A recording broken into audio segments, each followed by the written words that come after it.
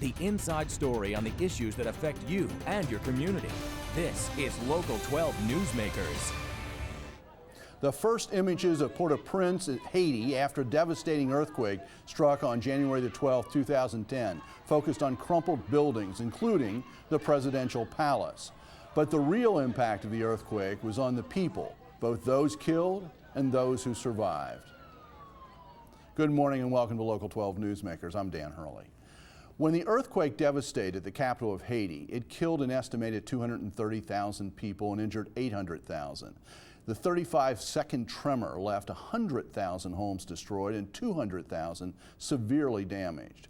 When a tragedy like this strikes, journalists rush in, many with no real familiarity with the society and its people. In the case of Haiti, however, Cincinnati Enquirer reporter Mark Curnutte had already spent significant time with 3 Haitian families on 2 earlier trips to the island. Mark has now published a very interesting book about his insights into the lives of 3 Haitian families entitled A Promise in Haiti, A Reporter's Notes on Families and Daily Lives. I am joined this morning by Mark Curnutte, who has worked since 1993 as a reporter at the Cincinnati Enquirer. He covered the Cincinnati Bengals for 7 years, but in recent years has turned his reporting to what really motivates him, the plight of the disadvantaged. Mark, welcome to Newsmakers. Thank you, Dan.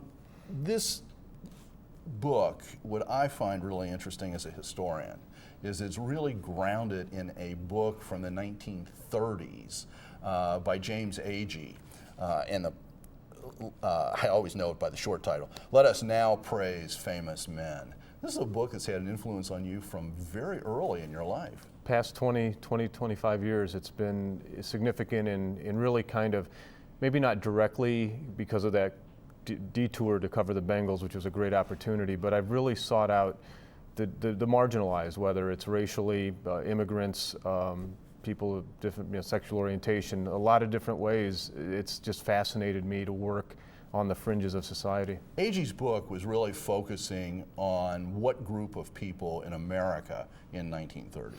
The poorest of the poor, the tenant farmers in Alabama, Hale County, Alabama, in 1936. He and photographer Walker Evans went down for Fortune magazine. It a little too unwieldy for Fortune magazine.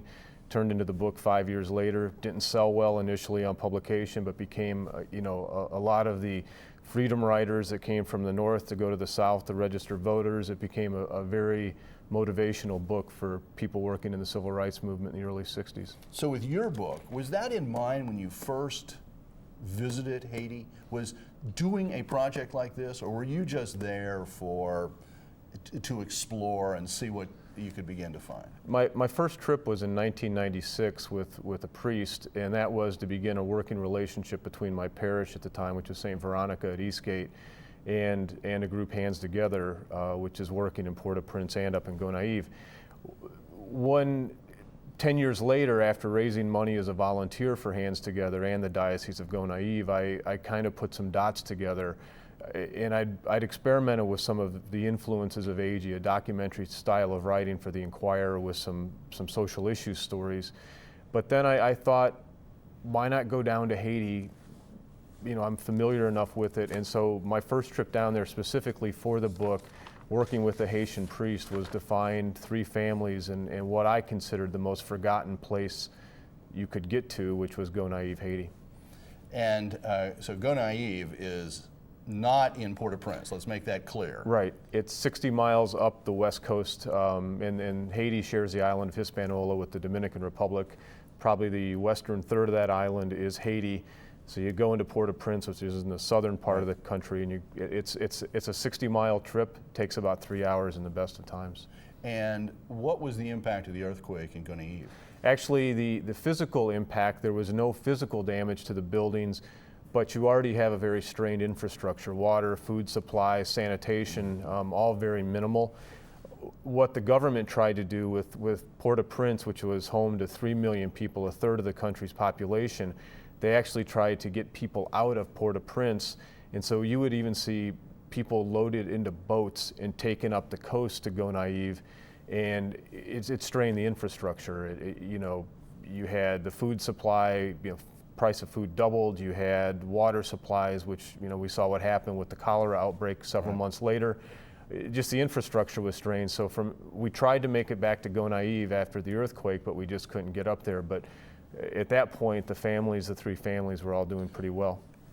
Your book, like Agee's book and Walker's book, or Walker Evans' book back in 1936. When Walker Evans, for those who don't know Walker Evans, is this incredibly famous photographer who was working as part of the New Deal project, documenting the lives of Americans in lots of situations, certainly rural Americans.